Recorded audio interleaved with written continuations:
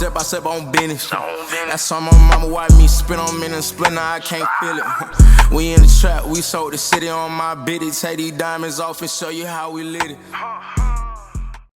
What up, y'all? Welcome back to another episode of Before the Horn podcast. I am your host, Dino, as well. Hosting with me, I got my boy, Khalil. Yes, sir. Let's get it. We back. And I got my boy, Day. We back, baby. Y'all know exactly what's about to go on, man. I missed last episode. My bad. I was in pain. I got hit at practice. Didn't look well, I'm going to be honest with you. But we here with, usually we do 4 topics. We got to give y'all 5, man. It's a good, big week. But our first topic is going to be NFL Week 4 preview and picks. Y'all know we do this every week. We're going to give y'all who we think is going to win out of every game and talk about it a little bit. We got our college football Week 5 preview and picks. Again, we do this every week. We got 5 of the biggest games in college football. We're going to be talking about those and giving our picks. As y'all seen, Dame has got traded to Milwaukee. We're going to cover that. We got to talk about that. That was a huge move. 14 trade. That was a big one. We got our top 10 power forwards. We got to talk about that one too, going through all of our top 10 for the NBA. And to end it off, we got Canelo versus Charlo. We got to talk about that. We got to cover that. That is a huge fight. Can't wait to see it. Day, let's get it with our NFL. Let's get it, man. As we are doing this podcast right now, Week 4 of the NFL season has already kicked off with Thursday Night Football, Detroit versus Green Bay. We have posted our picks on our Instagram page at Before the Horn Podcast. So let's get into the first game Sunday morning. We got a London game, Sunday early morning London game. Atlanta and Jacksonville, they both traveling in London for the first game of the international series of the season. I'm going to be honest. It was kind of tricky because the Falcons been looking pretty good, and Jacksonville did not look good at all last week. But I'm going to go with Jacksonville, bounce it back, getting the dub internationally. It's going to be a little hard against that run when you missing your top 2 linebackers, but I feel like they're going to get the job done. I'm going with Jacksonville. Yeah, Jacksonville winning at home right now. Bouncing back. You know, London's like that second home. They actually got back-to-back games in London, so they're going to be there for a while. And I think they finally get that offense going and tighten some things up on the offensive end to beat, Desmond Ridder and that Falcons offense. If Jacksonville can slow down this Atlanta run game, I got the Jags. They just got to step up, man. Offensively, they've been very sluggish the last 2 weeks. T-Law, he's a top 10 quarterback, but if you can't stop this Falcons run game, you're going to lose this game. And the Falcons defense, they've been playing solid. Last week, they had a fall-off game, but all in all, I think Jacksonville bounces back and get the dub this week. So let's go. Regular 1 o'clock game. Got an AFC East showdown. Miami traveling to Buffalo. We all got Tua is red hot right now. Josh Allen is getting his groove. We all got for this one. I'm sticking with Miami, man. They're playing great football, bro, especially offensively. The Bills, man, I feel like they're coming to bounce back a little bit. They looked a little shaky in the first couple of weeks, but Josh Allen is starting to get back in his groove. The offense is starting to get back in his groove. They're actually rushing the ball this year. I like Miami. I'm going Miami. The Bills better hope Jordan Poyer play because it's going to look like another big scoring game for them. I should take Buffalo in this one. I got Buffalo winning this one at home. That defense has been amazing. They have been the strong suit of this team so far. I think that defense for Miami has been a little shaky. Yes, we did see them put up 70 points. I don't think they're going to do that again. I don't think, they're about to be that explosive again. But I got Buffalo winning this one at home. Yeah, I'm not going to lie. I'm with Khalil on this one. As red hot as Miami been going, I feel like Buffalo got a slight edge, mainly because of their defense. Now, I'm not saying that the Dolphins' offense ain't going to do nothing. They're not going to put up 70 like they put up last week, but I feel like the Bills' defense is going to slow Miami down. I mean, who knows? This game can go either way, but I'm going to get the slight edge to Buffalo. I mean, I still think Josh Allen is a little bit overrated. Even if Jordan Poyer don't play? I got Buffalo's too. I feel like this is going to be a cool-down game for Miami. It's going to be their first cool-down test. And I feel like Buffalo's going to be the team to give them their first L of the season. All right, moving into our next game. We got a below average, below mid off, whatever you want to call it. I'm not watching this game. I'm not even gonna put it on. Denver is traveling to the Soldier Field to face Justin Field and the Bears. I mean, this is two terribly looking teams right now. I would say terrible offenses. I'm not gonna say too much bad on the defense side, but two terrible offenses. This is gonna be a super boring game. I'm going with Denver. I think Denver just got the better of the worst teams. Let me take back off you. I'm going with Denver as well. I think they finally get in the win column. They got a lot to play for after that embarrassment loss that they had last week. So I think they come out with an edge and knock off Chicago in Chicago. Yeah, honestly, I'm going with y'all as well. That's 3 for 3. I got Denver in this one. Hopefully, Denver finally get a dub, get in the win column. Sean Payton, please get this team turned around. Figure out the offense. The offense need to figure themselves out. They need to get Javonte Williams the ball more. They need to get Judy and Sutton the ball more. I don't know what Denver got to do to get the dub, but I just think Denver going to come out on top. Like Dennis said, they're the better of the two, even though these two teams are very horrible. All right, move on to the next game. We got an AFC North showdown. Lamar and the Ravens, they're traveling to Cleveland to take on Deshaun Watson and the Browns. I'm gonna be honest with y'all. As much as I, rave on about Lamar Jackson, I gotta go with the Browns in this. These are two hurting football teams. Both of them are pretty riddled with injuries, but the Ravens' injuries is crazy. Like, y'all lost y'all starter week 1 at running back. Y'all second string is banged up. Odell Beckham's gone. Rashad Bateman's continuously hurt. I mean, I'm going to be honest with you. This is not a healthy football team. It's not a recipe to win games. It's looking bad on their end. I'm going with the Browns. I'm actually going to go with the Ravens in this one. This something about Lamar. When playing that division, Lamar just don't lose many football games within the AFC. If he comes out, he shows up. No matter who's there, he's going to find a way to get it done. I think as long as, Mark Andrews is there, he has somebody to throw to. So I think that'd be just all right. And I think they get it done in Cleveland. Yeah, I'm with Khalil on this one. I feel like Ravens, they're going to edge out this dub and get a dub in the AFC North. If Baltimore runs the ball, I mean, right now Lamar is the leading rusher, 32 carries for 193 and 2 touchdowns. But if the Ravens could rely on their run game and they defense to cool down and slow down this Browns offense, the Browns offense has been average this year. Like last week, they finally had a big showing with that win against Tennessee last week. But I don't think injuries are gonna affect Baltimore this much. So I'm giving Baltimore the dub in this game as well. They're gonna come out on top, I think. All right, going to the next game. Got Kenny Pickett in Pittsburgh coming off of a win last week in Las Vegas. They traveling to Houston to face CJ Stroud and the Houston Texans. This was low-key tough for me because I liked the way Houston played last week, man. I liked the way Stroud looked last week. He's top 5 passing in the league right now as a rookie. I love to see it. But Houston still got a bunch of holes in their team. I'm going to go with the Steelers in this. I feel like the Steelers are going to go ahead and get it done. I feel like it's going to be a back and forth game, I'm going to be honest, but I just don't trust Houston and how young they are late in the game. I'm actually going to ride with Houston on this one. I'm not a believer in that Steelers offense, if I'm going to be honest. You got to look at who they beat and how they won. They beat Cleveland, but the defense also gave them 14 points in that game to get that win. They look decent against the Raiders, but it's the Raiders. Nobody really has anything for them. And I just like the way that Houston's been playing lately. CJ Stroud has been amazing. He's got over 900 yards, 4 touchdowns, no interceptions. So he's taking care of the football. I feel like as long as they protect the football, they run the ball with Damian Harris, they escape with a win in Houston.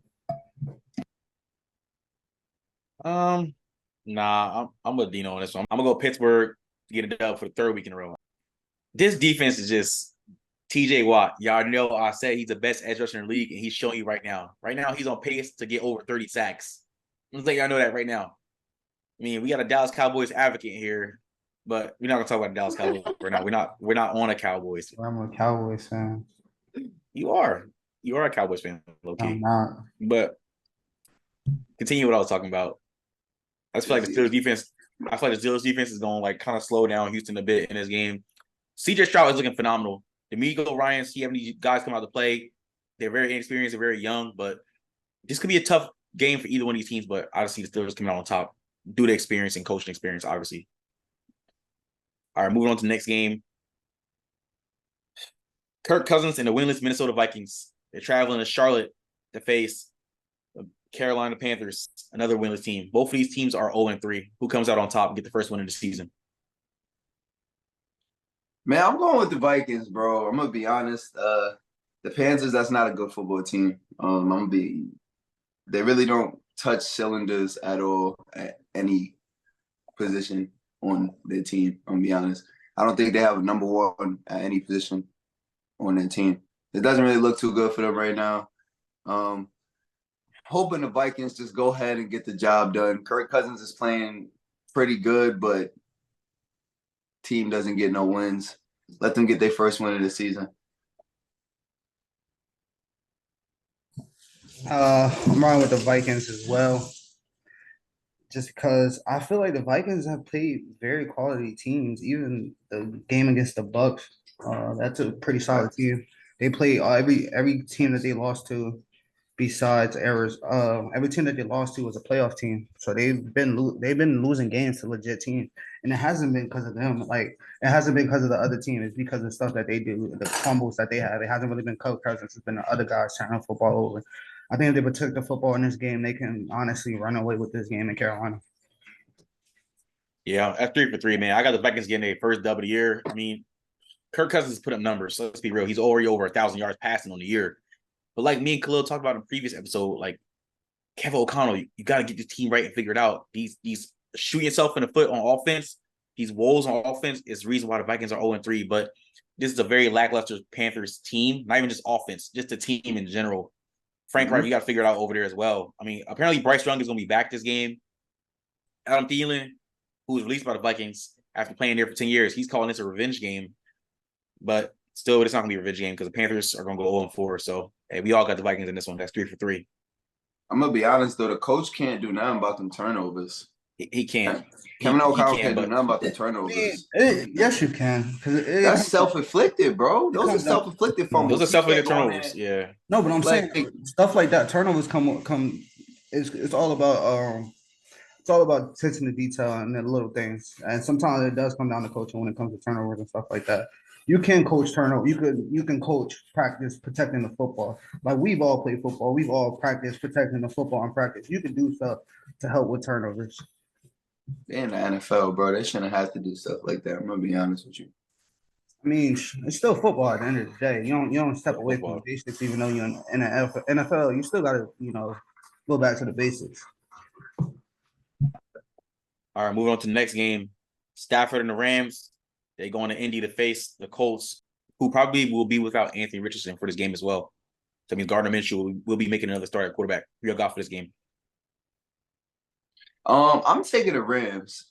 Pretty much just like the last pick, like Khalil said, the Rams been playing quality teams. They haven't played anybody bad. They didn't lose to anybody bad. They've been playing pretty good teams, and they got a win out of it too. So the Rams are playing pretty good football. I'm going with the Rams. I'm around with the Rams as well. I think these are two pretty average teams. I don't know. Some people are higher on the Rams than me, but I think they're still pretty average. He thought shade, by the way. Who their number one receiver right now? Huh? Who their number one receiver right now? Please, you didn't know him 2 weeks ago. What's his name? You didn't know him 2 weeks ago. What's his name? Stop it. What's his number? What's his name? What's his number? He's 17. Oh, okay. All right, yeah. What's his name, bro? Anyway, these are two mid. My boy from Utah. Stop playing. Bruh, you've never been to Utah. Stop. Anyway, these are two pretty mid teams. I'm riding with the Rams to get it done. I think they're just slightly better offensively. I don't know what's Anthony Richardson's status. I think he should be back for this game, but I'm still with the Rams. That's 3-for-3. I'm going with the Rams as well. I hope, like, who knows if Anthony Richards is playing or not? And Rams with a Colts jersey on? That is true. That's Why do my you own a coach jersey? Shout out to one of the greatest quarterbacks of all time, Peyton Manning. Just letting y'all know. Why do you own a coach jersey, bro? Man, just got random jerseys, bro. I swear. Yeah, right. Hey, not like, random, bro. Hey, you looking I like love collecting jerseys. Khalil right now. Nah, I don't do that. Bro, what? Don't disrespect me. Khalil's an Don't advocate. disrespect me. I just love players. I love certain players. But Peyton Manning is one of the GOATs. But yeah, the Rams have the slightly better team. I mean, Matt Stafford has been turning the ball over. He got to figure it out, get that right. But the Rams got a slight edge. So I'm going to go with LA for this game. That's 3-3. So for the next game, we got Baker Mayfield and the Bucks coming off of a loss. They're traveling to New Orleans to face the New Orleans Saints, who probably will be without Derek Carr due to his AC joint injury. Man, I'm going to be honest with you. We ain't dubs. I'm taking the Saints, man. I'm taking the Saints and Jameis. Jameis is a number 2 right now, but let's not act like he hasn't been in that offense for like the last 5 years. He knows what he's doing. He's not about to go in there and hesitate at all. He's still a decent quarterback. He's not the worst. I'm gonna be honest with you. The Bucks, they play good football. They've been playing good football. They look pretty good against the Eagles. Baker Mayfield has been looking a lot better than we thought he was gonna look. But I'm gonna be honest, they don't have a fun time when they go to New Orleans, man. I'm taking the Saints in this. They don't. I'm wrong with the Saints as well. One, you get Alvin Kamara back. I think that's going to bring a playmaker back to your offense that, that's been missing in the first 3 weeks. It's going to help Jameis out a lot, not having to put it on his shoulders. We actually have a very good running back. Screen game works very well. And then when you look at it from the other side, Mike Evans' father, he do. He's going to lock that up. So that's pretty much Baker Mayfield's favorite target. He's pretty much abysmal against the Saints. I don't see him doing anything. I got the Saints winning this one. Yeah, that's 3-3. I got New Orleans as well. Now, I'm going to say this off the bat. I'm going to get this out the way so y'all can get your little giggles out. Both of these quarterbacks are mid or trash, especially Jameis Winston. I think Jameis Winston is horrible. I don't care what y'all say. I know he's been in his offense for the last couple of years, but he's been a backup. He's best backup in the league. Backup. Okay, but he's garbage. But Baker Mayfield is mid as well. But Saints going to win this game. Bro, stop. You're going to stop, please. No, I'm saying, is he the best backup in the league? No, he's talking about Jameis. Jameis? I know, that's what I said. Is he? You can argue that. I don't think he's better than Gardner Minshew. Gardner Minshew, that's about it. But I'm still not better than Gardner Minshew. That's it. Anyway, Saints are gonna win this game. Hopefully, mainly because of their defense. The defense has been locked down, allowing under 20 points in the first 3 games of the year. Like Khalil said, I'm looking forward to that Mike Evans. 11 in a row. Put some respect on last season too. Okay, 11 in a row. Relax, Saints fan. But I'm really looking forward to the Marshawn Lattimore and Mike Evans matchup. I love watching that matchup twice, sometimes 3 times a year. Whoever makes the playoffs, this is going to be exciting to watch. But yeah, I got the Saints coming out on top. What are you looking forward to? Who that nation? AK-41 is coming back. All right, on to the next game. We got another divisional matchup as the Washington Commanders. They traveling to the Link, face Jalen Hurts and the Eagles. Who y'all got? Now, if you thought the Eagles was losing in the Link to the Commanders, you're crazy. You are really, really crazy. I got the Eagles by multiple scores. I'm going to be honest with you. He just jinxed the Eagles. Who just jinxed the Eagles, bro? I mean, I heard that. Oh, you about to take the Commanders? That's what you're telling me? Commanders. No, hell no. Come on, man. I'm taking the Eagles. The Eagles are going to get it done. The Commanders, they haven't been playing bad football, but they're not ready for the Eagles. Let's be real. I don't really got to explain it more. If you've been watching football, there's no way that you're taking the Commanders over the Eagles this game. I got the Eagles. I mean, you saying it like it's like no chance. This is the NFL at the end of the day. No, I know. You just come like, if you watching football, you're like, I mean, they have a pretty good, solid defense. But I'm not going to lie, I'm going with the Eagles in this one as well. I think these games right here are kind of must-wins for the Eagles, given that the stretch they got coming up in a few weeks, they have a gauntlet coming up. So these are the games that you need to win, just to give you a cushion, especially give you that one game, keep that one game lead above Dallas so far in the division. That one game and offensive line has been playing amazing. I think if they keep leaning on that, they'll be good. And the thing that the Eagles been lacking right now is their pass defense. I don't see Sam Howell being a threat to that and lighting them up too crazy. So I got the Eagles winning this one as well. Yeah, great mind think alike. That's 3 for 3. I got Philly too. This is the game that Philly definitely should be winning. I'm not gonna jinx the Eagles like Dennis just jinxed us, but this still is a good Washington Commanders defense. You got to put some respect on it. It's a divisional game too. Are pretty exactly, and it's a divisional game. I take these very, very seriously. The Giants would be different. But hey, I got the Eagles coming on top, man. Hopefully the passing game can get figured out with Jalen Hurts. And the run game has been great for the Eagles, but they got to continue to rely on the run, get their receivers going, and stop their defense has to step up again this game. So for the second week in a row against Sam Howell. So I got the Eagles coming out on top. Dre Swift, second in the league for rushing. Lil, I thought he wasn't going to be a threat. No, man, I could run behind that offense. Here we go. You know he gonna say that. Stop. If y'all didn't know, Khalil is an Eagles hater. Khalil is an Eagles hater. Biggest Eagles hater ever, bro. Let's be real right now, bro. Them holes that the Eagles offensive line is opening up look like college holes. Moving on to the next game, Joe Burrow and the Bengals, who finally got a win this past week. They will be traveling to Nashville to face Ryan Tannehill and the underwhelming Tennessee Titans. Y'all got? The Bengals are healthy. I'm going with them. I'm taking the Bengals in this. The Titans, like you just said, they're very underwhelming. They can't seem to get it right. I'm going to be honest. They have shown late in the game that they got some fight, but I'm going to be honest, they got too much holes right now. They're like a couple years away from actually being a winning team. I got the Bengals. Not going to lie. I got the Bengals in this one, but it's going to be close. I don't think this is going to be like a blow or anything like that. Like, the Bengals have not really looked that good. If we want to be real, that offense has not looked. No, they haven't. That offense does not look like we're accustomed to seeing. And Tennessee has a very solid – Tennessee has a very good run defense, one of the best run defense in the NFL. And I'm be honest, if you're the Bengals, you need to run the ball more and not have Joe Burrow drop back for 53 times with a bad cast. So you need to establish your run game. I think that's going to be hard for them. So I think Tennessee keeps it close, but Cincinnati comes out on top. Yeah, again, we all on the same page. I got the Bengals coming out on top. Again, both of the teams have been very underwhelming. Surprisingly, the Bengals very underwhelming. But Joe Burrow, hopefully he's healthy enough to play this game. But they need to get Joe Mixon going more so Burrow don't got to drop back. I mean, they keep him in a shotgun mainly on a lot of formations and a lot of plays. But regardless, though, the Bengals got to figure out offense. Hopefully this is their coming out party where they can actually go off on offense against this underwhelming Titans defense. The Titans defense, they are solid with stopping a run.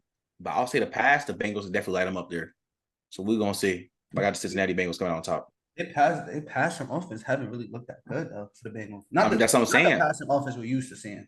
That's why I think they It's not. And that's what I'm saying. Well, hopefully the Bengals can try to light it up and get their confidence up and get their shit going. All right, moving on into our afternoon games. Our first one, we have an AFC West showdown. Garoppolo and the Raiders, they travel into LA to face Herbert and the Chargers. What you got for this one? This was a tough one, too, because these are two teams that haven't really looked too good. The Chargers, if you look at the stats say, yeah, this is a pretty electric offense, but it hasn't translated to wins at all. Just like the past, it just doesn't translate to wins. Don't know why, but it just doesn't. But I'm going to take the Chargers with getting their first win of the season. I feel like this is a game where they're finally probably going to close out late against the Raiders team who really isn't too good. So let's see how that goes, but I'm going with the Chargers. I'm going with the Chargers as well. I feel like this is a must-win for them. They have to beat the Raiders in this one just to stay alive within the playoff race. Just because the weeks after you got Dallas and Kansas City, that's not – so you need to win this game. So I think they come out with a sense of urgency, get the job done. Their issue as well, though, they've been making every team they play against quarterback looks good. And Jimmy G and Devontae Adams can be dangerous and upset them, but I think I'm riding with the Chargers just because this is a must-win. Yeah, I'm going with the Chargers as well. I mean, besides the defense shooting themselves in the foot and letting teams in the game and stay in the game, we've seen over the first 3 weeks of the NFL season that Chargers defense looked pitiful against opposing quarterbacks, especially mid ones like Ryan Tannehill, but we're not getting to that. But Again, I don't like Jimmy Garoppolo. I think he's trash. Josh McDaniels, I don't think he should be a head coach in this league. But I love Devontae Adams. I rocks with Josh Jacobs, but I think the Chargers offense is going to be too much, and they're going to come out on top at home. They're going to get this win. All right, moving on to the next game. Apparently, this is one of America's games of the week. Mac Jones and Belichick, they traveling to Jerry World to face Dak and them Cowboys, who took a surprising loss last week. Who y'all got in this one? Oh, y'all lucky I wasn't on last episode to talk about the loss that the Cowboys took. But we're going to move on to this week. I am going to take the Cowboys this week. They're playing at home. We know they play great at home. The Cowboys are still a good team. They took an unfortunate loss last week.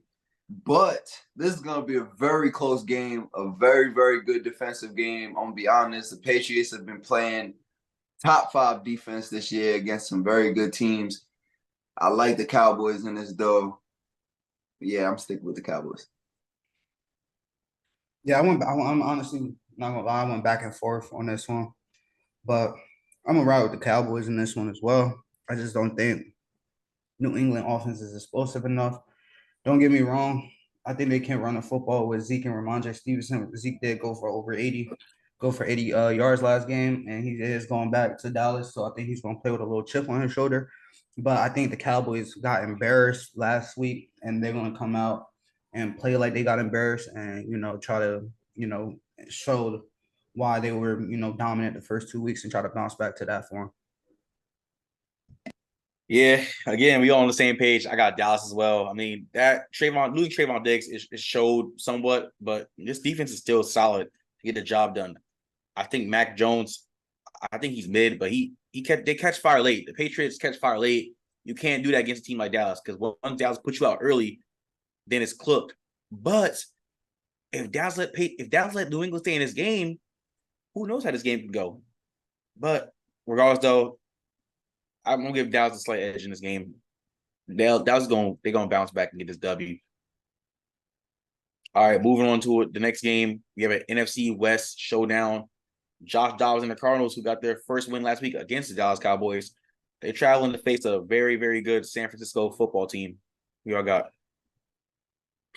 Now, I'm gonna be honest.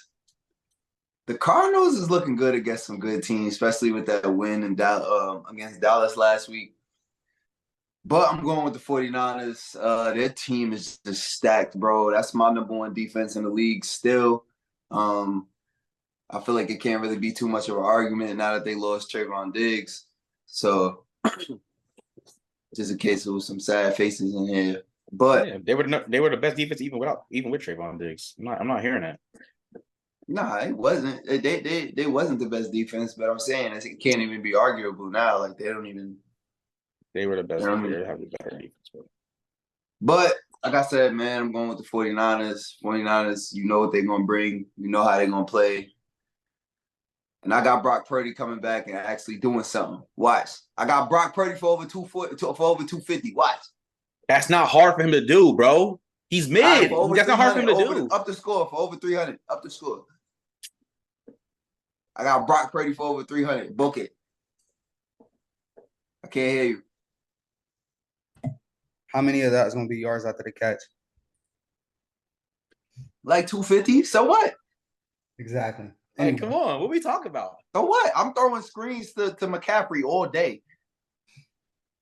I'm riding with San Fran as well in this one. Arizona has been looking pretty good on offense. Given they put up 28 points back-to-back weeks now. So they've been looking pretty good, but San Francisco just been looking great. Their offense has been looking great. Devo, Christian McCaffrey, Brandon Ayuk, they're just explosive. We see how I named everybody besides the quarterback because the quarterback just got to get them the ball. But you ain't named George Kittle either. So you've got Kittle, bro. He hasn't been doing too much this year. He's pretty solid, but he hasn't been. It's really been Christian McCaffrey, Brandon Debo, and Brandon Ayuk, the one that's been making the plays and winning. Someone said the Magic, and people said that George Kittle was the second best tight end in the league. That's crazy. Listen, bro. Anyway. George Kittle blocked, bro. Just because you don't see him catching the passes. What has your second best tight end been doing this year? But anyway, we're not going to talk about that right now. We're talking about San Fran. But yeah, they just have too many pieces on offense, and I think This is going to be overwhelming for, not so good defense missing their best player. Yeah, I'm going San Fran this one as well. I mean, a good win by Arizona last week, but I don't expect them to keep up with the San Fran team. San Fran is great on the offensive side of football and defensive side of football. In Arizona, they're underwhelming. Even though they got a good win last week, I don't trust them in this game. I mean, they could surprise us again. Like Dino said, they have been playing good against these good teams last couple of weeks. They have been fighting and staying in these games, especially last week. It surprised all of us, but I'm cutting that out right now. I'm gonna give San Fran a dub automatically. I'm sorry. All right, moving into our Sunday night football game. Who knows how this is gonna go? Mahomes, Reed, and the Chiefs. They traveling to New Jersey. They're traveling to MetLife to face. Who knows who's gonna be at quarterback for the Jets? But they're going to face New York Jets. I'm going with the Chiefs. The Jets, man, they're not looking good at all offensively. Their defense is still pretty good, but offensively, oh my God, Zach Wilson, bro. Somebody need to just cut him. Don't even bench him. Cut him. Get rid of that man, bro. Like, he's not doing nothing for y'all. He's losing games for y'all. He's on pace to get, 35 picks on the season? Like, that is terrible. I'm going with the Chiefs, man. I'm going to be honest. That defense may be good, but it's still Pat Mahomes we're talking about. Sorry. It's still Pat Mahomes we're talking about. I mean, you can't cut Zach Wilson. Who you going to go to, Trevor Siemian or Tim Boyle? I'm going to say, yeah. Have y'all seen Tim Boyle college stats? They're horrible. He was horrible. Horrible. Look him up. Yo, bro, no, Zach Wilson is looking way worse than Trevor Siemian looked on the Saints, bro. Way worse. There's a reason why Trevor Siemian wasn't on the team. There's a reason why he was sent at home. Well, he sucks. Anyway. The only reason Zach Wilson is on the team because he was a number one pick. He was a first-round pick.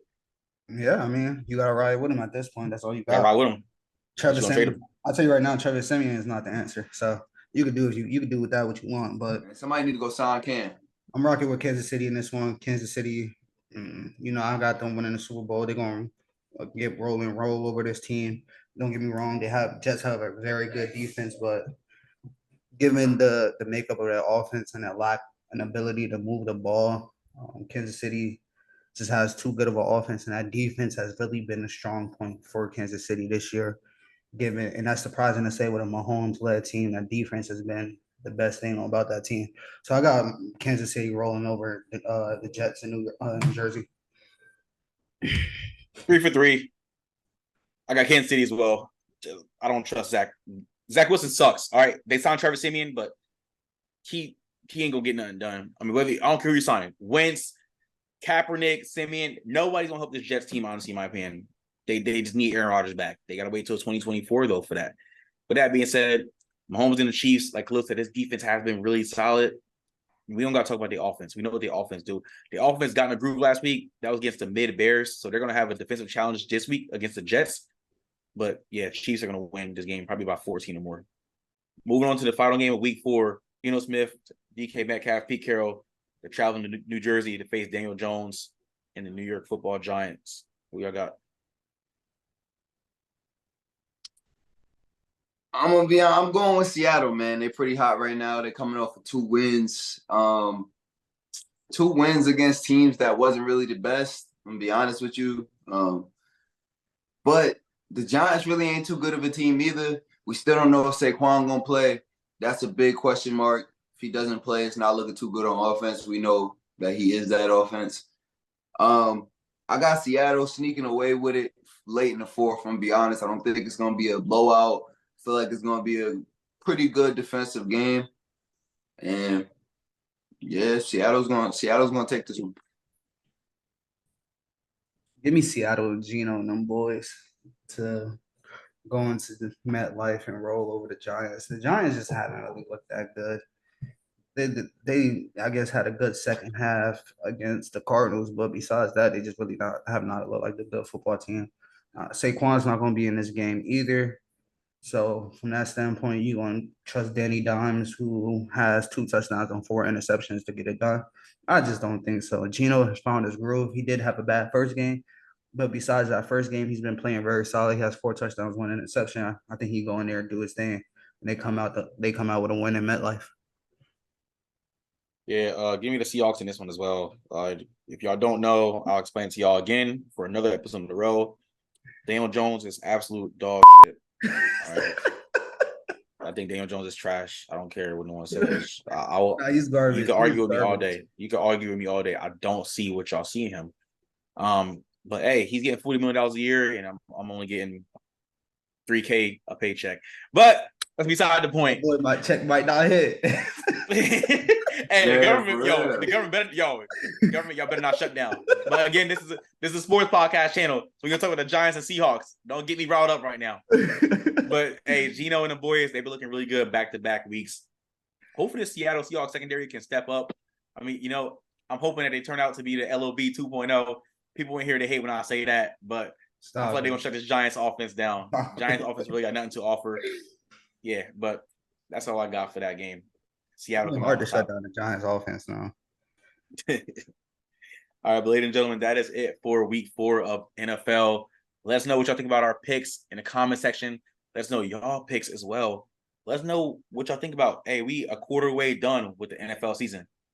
Let us know what y'all think about all that in the comment section. All right, moving on into the next topic of the night. We're going to talk about college football week 5. We got some important games to talk about. Another week college football down. Another week to talk about. Let's get it. All right, we're going to start off with the first game. We're going to talk about a Pac-12 matchup. Number 10th ranked Utah. They're going to face number 19th ranked Oregon State. Who y'all got for this one? I'm going to be honest. These are two teams that I feel like been playing pretty good football. Beginning of the season, I thought Utah was just sneaking away with a couple wins. They beat that Florida team that came back and upsetted, Tennessee. So that Florida team showed that they wasn't as bad as we thought they was. Utah might have just been a little bit better. But Cam Rising is back. He is playing. I got Utah on this. Oregon State has been playing great football too, but I really just don't see them getting past Utah. It's going to be a close one. It's going to be a great game.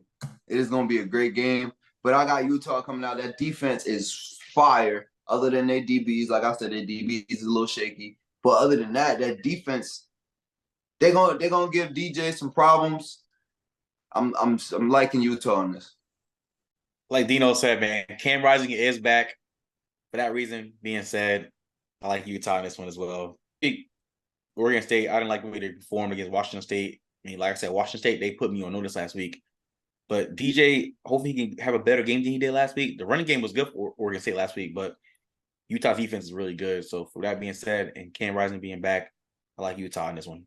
Just to let y'all know, Cam Rising is looking like he's not playing tomorrow. I'm just letting you know that now. So really? Yes. It's looking like Nate Johnson's going to be starting again. So given that information, I'm riding with Oregon State. I've said this before. I am not sold on that offense. I wasn't sold on that offense last week. The offense only put up 7 points last week. Only reason why they won is because of the first play of the game, Dante Moore threw a pick 6. That pretty much, solidified it. And UCLA couldn't get their offense on the ground. Now the defense is legit. The defense can ball. But I'm just really not sold on that offense. I think, DJ puts up more than 7 points and put the pressure on them. So we'll see. But I'm rocking with Oregon State in this one. Going on to the next game, we have another Pac-12 matchup. Number 8 ranked USC. They traveling to Boulder to face Dion and the Colorado Buffaloes. We got for this one. Well, I'm gonna be honest, bro. I don't think that Colorado defense is gonna stop USC offense once that game. I'm gonna be honest with you. The only way Colorado sticks in this game is if their offense outplays USC's offense. That's the only way. Because that defense is hurting. It's been hurting. It was hurting with Travis Hunter, and now it's really hurting without him. Travis Hunter's not playing again. He wants to. Deion's not letting him. It's going to look bad for Colorado. I really feel bad for how bad this L going to look in Boulder. I'm going with USC. Yeah, I'm not going to lie. I'm with you, bro. I'm going with USC, man. USC's offense is crazy. It's actually really, really good. Hey, defense, though. Let's talk about the defense. Defense needs a lot of work. This is a very poor defense in this conference. And if, like you said, Colorado, they only put up 6 points last week. That's because Oregon took their foot off the gas last week against Colorado. I feel like UFC gonna try to throttle Colorado as well. They're like, oh, Oregon did it last week, we can do it better. I think that's gonna be Lincoln Riley's mindset. I'm not gonna lie, but Colorado, they can score against this USC defense. Like, it's gonna be another blowout, but Colorado gonna put up more than 6 points than they did last week. So again, though, I'm going with USC for this one.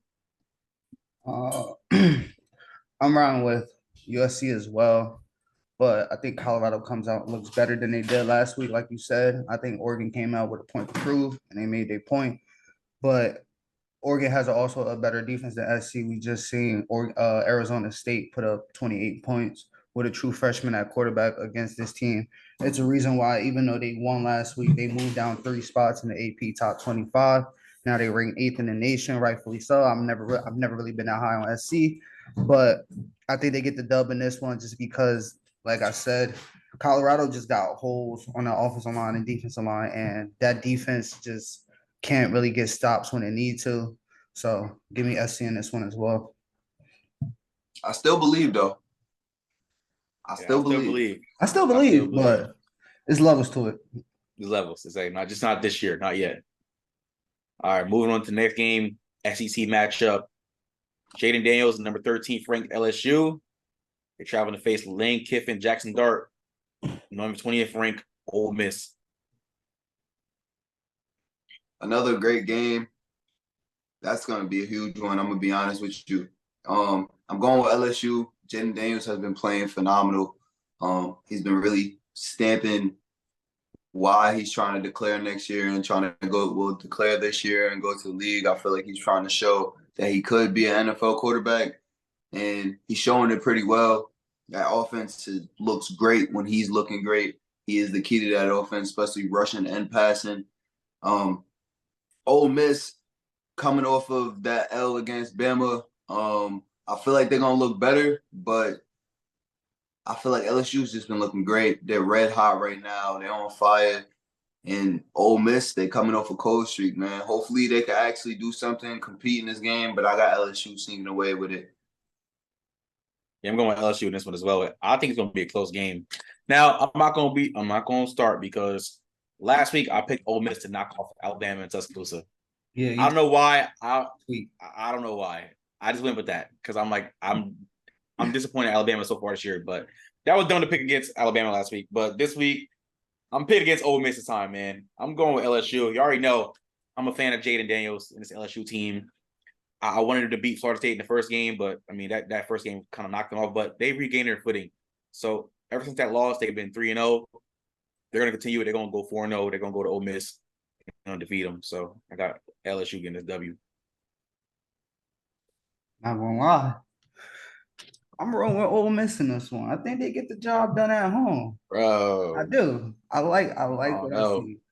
Give it. Yes, they did not have a good performance against Bama, but who really does have good performance in Alabama at Tuscaloosa? Like, let's be for real. Like, Texas went out there and did a number on them, but Texas is legit and they're one of the best teams in the nation for a reason. But on the other hand, I like this Ole Miss team. Their offense has looked legit against some really good teams. They played Tulane, and I picked Tulane in that one. And after that game, I'm not gonna lie, Ole Miss made me believe her, and I'm gonna ride with them. I like Jackson Dart. Jackson Dart is a baller. I like their running back Junkins. I like him and Watkins. He's been balling this year as a receiver. And what's his name? Trey Harris, I believe. He's also a baller in that receiving core. I just think, LSU is good. Don't get me wrong. I love them a little bit more than I going into the season than I do right now, and I think Ole Miss get the dub. I don't know, man. We're not gonna see it, bro. I think it's gonna be a great one. It is. All right, moving on to the next game. We got a Big 12 matchup. Number 24 ranked Kansas. They're going to be traveling to Austin to face Quinn Ewers and number 3 ranked Texas Longhorns. Now, Kansas is undefeated, but I'm going to be honest, none of their wins was really too impressive to me. I mean, they beat the Illinois team in a close game. They beat Nevada in a close game. They beat BYU in a close game. I mean, none of these was really impressive wins. I'm going to be honest, Texas on the other hand, the only impressive win they got is Alabama. They came out to play that game, and they came out with a win against an Alabama team that is very, very unlike previous years. This is probably the worst Alabama team in probably the last 10, 15 years. I'm going to be honest with you. So this is two teams that, I'm going to be honest, underperforms. Kansas, they're ranked 24, so I really can't say they underperformed. I feel like they're rightfully ranked right at 24 for a reason, just to go and show what – I mean, they had a little – going into the season, they had a pretty good season last year. Going into the season, that's why they was ranked, and they're still undefeated. So that's the reason why they're still ranked. But Texas, being the third team being the number 3 team in the nation, I'm going to go with y'all. I'm going to go with Texas. I feel like it's going to be a closer game than a lot of other people would anticipate it. And that's mainly because, like I said, Texas really hasn't wowed me too much. Again, they beat Bama, but this is a Bama team that's not like previous Bama teams. If they played last year's Bama team, they would have probably lost. I'm going to be honest. Just being real. So I'm going to go with Texas. I feel like they are going to take it home, but I don't see no blowout win. It's not gonna be I think Texas is going. I think Texas is gonna blow them out, bro. It's a Big 12 matchup, but I got Texas coming out on top on this one. Jalen Daniels has looked really solid this year, but Quinn Ewers has looked much better. His offense has looked much better. Like Jonathan Brooks run the ball, he looked phenomenal. The receivers, Jatavian Daniels, A.D. Mitchell, Xavier Worthy, they've looked phenomenal. And the Texas defense has played solid. Now, on Kansas' behalf, their first 4 games, besides the first game, those teams have stayed in the game. Like the second game against Illinois, they won 34-23. Third game against Nevada, they won 31-24. Their most recent game against BYU, 38-27. So these teams can keep up in the game. Texas are better than all 4 of them teams that Kansas has played. With that being said, Quinn Ewers and the Texas offense is going to continue to go off. Steve Sarkisian and these Longhorns going to get that dub. Horns up. I'm not gonna lie. This could really be a trap game for Texas. Texas could, given Kansas history, this could be a trap game just because maybe Texas is looking past them to the matchup they got next week with Oklahoma in the rivalry. That's going to be a big one. So I don't think they come out, out the gates explosive for that reason. I think they get the job done at the end of the day. And I love Jalen Daniels. He's a baller. He's been balling these past 2 years. But like I said before, Quinn Ewers is my sleeper for Heisman. I actually think I picked him to win the Heisman, if I'm not mistaken. So I'm going to ride with Texas in this one. Texas is going to get this done. But I just don't think it's going to be like a flawless game just because I kind of think they're going to look over Kansas just a little, looking ahead to that Oklahoma matchup. I don't think it's going to be a trap game, but, I mean, you're not wrong. I'm not saying like it's going to be – it could be. That's what I'm saying. Like, it could be. I don't know what the mentality is going to be going into this game because, like, at the end of the day, like, yeah, Kansas do look pretty solid, but Kansas is Kansas at the end of the day. Sometimes you see teams like that on your schedule, and you kind of look ahead to the bigger matchup, that being the rivalry, and that's one of the biggest games of the year. So that's my only reason I think they come out a little slow, but once they get their foot in this game, they're going to win at the end of the day. Moving on into our last game we're going to be talking about, we got number 11th ranked Notre Dame. They're traveling to Durham, North Carolina to face the Duke Blue Devils. Truck out. Now, Duke, let me start with Duke. Duke, they get a lot of hype because they beat Clemson. They don't look bad. They look like a pretty good football team. Don't get me wrong. But Notre Dame is an actual great football team. They got into a dogfight with Ohio State. Now, Ohio State has underplayed from what people thought they was going to be. But they got into a dogfight with Ohio State, and it came down to the literal last play. And it really looked more like coaching mistakes for that last play, being that they only had 10 players on the field for the last 2 plays. Notre Dame is a great football team, bro. They play good. Sam Hartman's playing good. I feel like they're going to run away with this one. I'm going to be honest. I don't even think Duke's going to compete with them. Yeah, I'm going with what you said, man. I mean, last time we saw Duke on primetime TV, they got a big W. And that was the kickoff of the season. Duke is ranked right now, number 17. I'm not saying it's too surprising. I mean, y'all kind of were higher on Duke than I was when we did our ACC rankings. But you feel me? I think Notre Dame is just too much good of a football team. I mean, they had some self-inflicted wounds last week against Ohio State, but they gave Ohio State a dogfight. And this is Ohio State right now, they're a top 5 team in the nation, in my opinion. That being said, Notre Dame's going to come out and get this W. Yeah, this is going to be another good game. It ranks second and fourth as far as pass efficiency defense. So it should be a good defensive game, but I do like both quarterbacks. I like Riley Leonard. Riley Leonard is an NFL prospect. He's going to be on some NFL teams' radar. He's been having him a pretty good season, but I'm rocking with Notre Dame in this one. I've been liking Notre Dame all year. They did have a couple mishaps against Ohio State, but I think they bounced back. You know, they show why. You know, they should at least be in the top 10. I think they should be in the top 10. I think they should. They really should. They should be. I think they got dropped down a little too low. Yeah, they should be in the top 10. They should definitely at least be above Utah, at least. Yeah, but because there's no way Utah is number 10. I think they make a statement in prime time this week against Duke. Notre Dame, I feel like they still have a shot at the playoffs, but it starts with going out there and, you know, taking care of business against Notre Dame. I mean, against Duke. If they go out there and do what they got to do against Duke, you know, we start looking ahead to that SC Notre Dame matchups in a few weeks down the line, see what can happen there. But I really like this Notre Dame team. I think they bounce back in prime time. All right, well, we're going to see, man. Make sure y'all tune in. First game that we covered is going to be kicking off on Friday night with Utah and Oregon State. But, ladies and gentlemen, that is the end of that topic for college football week 5. Those are our picks for those games. Let us know who you guys are picking for that game. If there's any team that you like that we didn't talk about, let us know about that, man. Leave it all in the comment section. Interact with us through our Instagram DMs and the comment sections on these videos. All right, moving into the next topic for tonight. Crazy trade that no one's seen coming.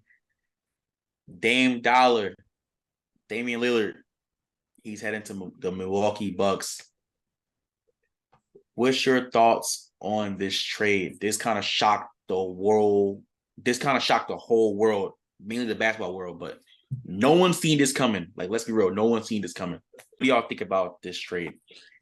So just to speak on the trade and what happened. So as you know, Dame goes to the Bucks.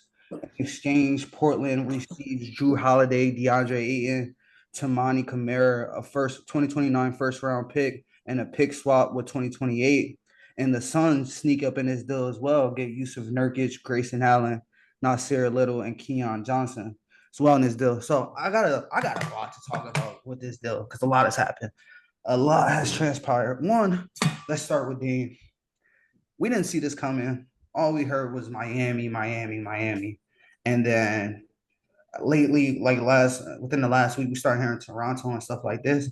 But I told you guys, you know, when this first happened, I don't think we really talked about it on the podcast since we launched. But I told you guys, like, look for something to happen right before the season, and that did. And I told you I wasn't too keen on him just going to Miami because if they was going to do a deal with Miami, it would have got done. But they didn't like what Miami best offer was, and the only way else I could have seen them getting that deal done was to get the third team in it. And then you have Giannis that's been in the headlines lately talking about Milwaukee need to do something. They probably need to win another ring or whatever to keep them there. And this is going to help them win another ring. And then when you look at the trade with Dame going to the Bucks, this is probably best case scenario for Dame. Yeah, maybe this wasn't Dame's first option. You know, he really wanted to go to Miami. But when we talking about as far as career-wise and able to compete and win, just think about that pick and roll offense with Giannis and Dame is going to be crazy. Bro. Giannis doesn't have to be, you know, the closer. He doesn't have to, you know, get jump shots and all that. Giannis do. Dame can do what he do in the clutch, and this is gonna be a problem for a lot of teams. They still got a lot of size. You still got Bobby Portis, who's arguably sixth man of the year. You got Brook Lopez, who's arguably defensive player of the year. You still got Middleton. Yeah, he may not be the same, but shoot, Middleton as a third option, I'll take it. I'll take it. I'll take it. Let him guard, the wing defenders. Let him guard the Jason Tatum, Jaylen Brown. But I feel like as of right now, like given that trade and the moves that they made, it's really the Bucks and the Celtics now. I think the conversation, 76ers just got too many problems with the James Harden saga, and Miami kind of like pushed all their chips in the table, letting Gabe Vincent and them go to get Dame, and they couldn't get him. So I don't like. You never know with Miami though, but I just don't see it as of right now. But I also want to look at Phoenix side as well, because Phoenix got some good players as well, some good bench players. You get Nasir Little, gonna come off that bench. Keon Johnson, who gave him quality minutes back in San Antonio, and then you got Grayson Allen, a 40% career 3-point shooter. So you start to add a little depth to that bench, and then you get rid of Ayton and add Nurkic. Ayton might be a better all-around player, but Nurkic just fits what they do better. Nurkic is a bigger body. You can put him on Jokic. Maybe he's not as athletic to deal with Jokic, but he can bang with Jokic the way that DeAndre Ayton can and couldn't. And then, you don't need to score. He just rebound and do what he do best. You've got enough scoring on that team. So I like what Phoenix did as well. Phoenix looks better than they did a couple weeks ago, because our biggest problem was their bench and the players that they coming off the bench. And when you add a Grayson Allen and Nasir Little, Keon Johnson, players that can hoop and know roles, now they look pretty good too. But all in all, Bucks did what they had to do. Bucks shocked the world, and I really like the Bucks and Boston in the conference final. I don't know who I got yet, but that's my conference finals pick as of right now. Now, man, this definitely shocked me. I texted you guys. I was like, wow. Like I was like this is just like a mic drop moment, because no one saw this coming. We all was saying a Dame to Miami. That was the main narrative that was going to happen. It fell through.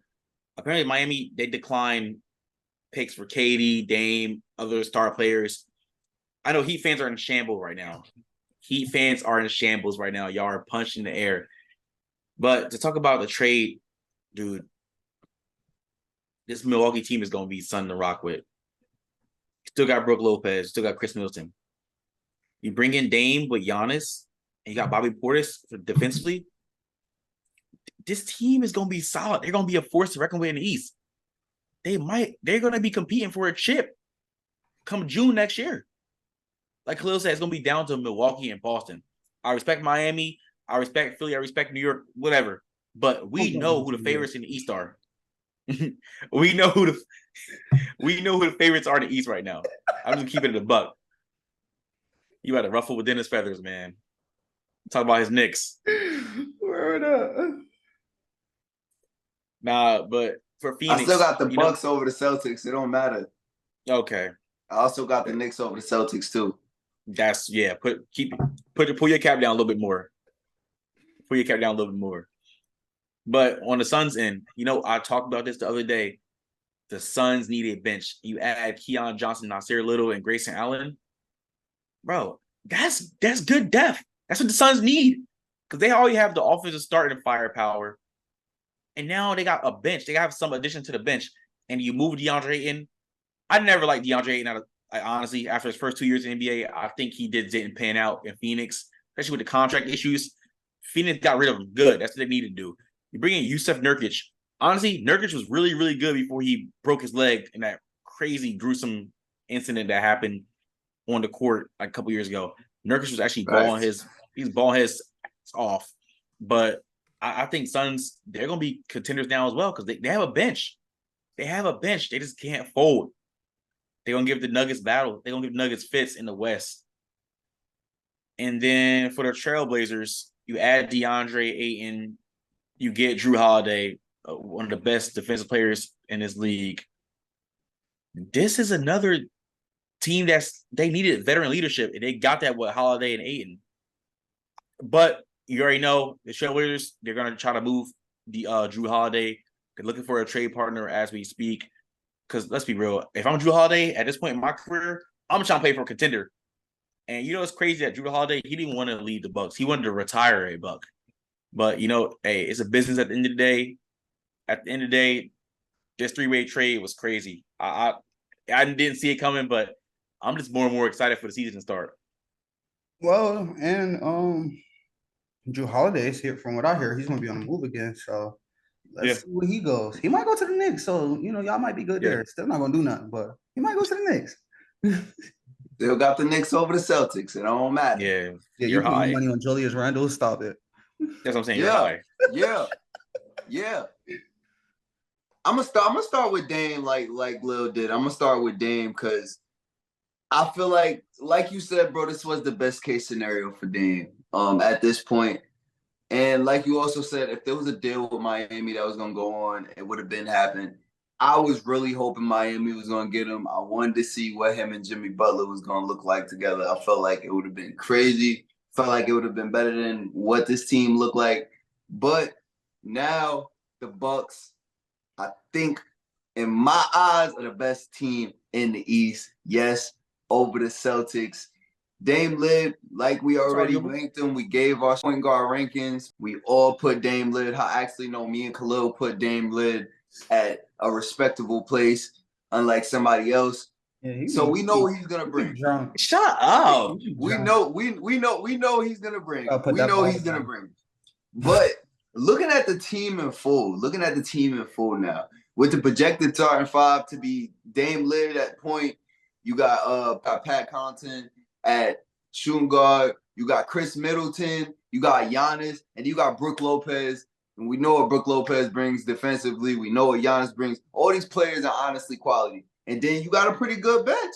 You got a pretty good bench with Robin Lopez and Malik Beasley. You know what I mean? Like, this is going to be a pretty good team. This is a team that's going to give other teams like the Boston Celtics fits when it comes to the playoffs. Can't wait to see it happen. But bring it on. Let's go. The Suns got rated as a B- for their trade. Now, I'm going to be honest. In my eyes, I feel like they should have probably got a B+. I feel like this was a pretty good trade for them. This served them value. You already have 3 superstars. You got 3 players that could score. We do their issues. We talked about it before. It was that bench, and that's what they bought. They got a bench to that team. Finally. You know what I'm saying? Finally, they got somebody that you could put in there and sit KD down. You could sit Bradley Beal down. 2 of the players that we know can't play over 60 games. They haven't in the last, 2 years? These are players that stay hurt. You got people that can relieve them, that could give them minutes when they got to get some breathers. I like the moves. I'm liking what I'm seeing. I think Phoenix actually has a better chance at going farther in the playoffs with this move. All right, so question. What about the Blazers? Hold on. What about the Trailblazers? Y'all covered it. I'm gonna be honest. I didn't say too much. I don't got too much to say about the Trailblazers because they're still in. They're in even a bigger rebuild moment than they was with Dame. Now getting Dame out, now they can actually focus on trying to get better as a team, trying to do something. They're shopping Drew Holiday, like we just said. So let's hope they get something out of that. Maybe a pick, maybe something that could value them in the future. And they're just in rebuild mode, man. That's all I see for the Trailblazers. They're a couple years away. Hopefully they do something with the draft picks. Hopefully they could get that going. Maybe trade some draft picks, get some actual, young talent. I would say bring in more young talent. Lil, you touched on bringing in vets. They bought in a couple vets now. Now I feel like they should focus on more young talent to, actually grow in that system and be good players for them. All right. So question for y'all.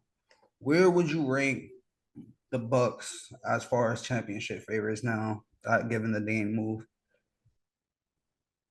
I'll go first for this one. I got them at second.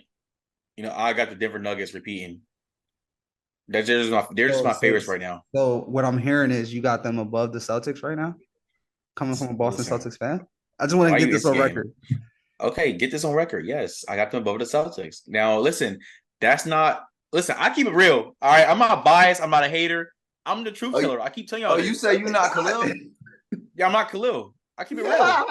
Yeah, okay. But let's be real. This trade has favored the Bucks heavily. Like Jason Tatum and Jaylen Brown, and Kristaps Porzingis, they're gonna be a force to reckon with for Boston. Boston has the most kind of complete team.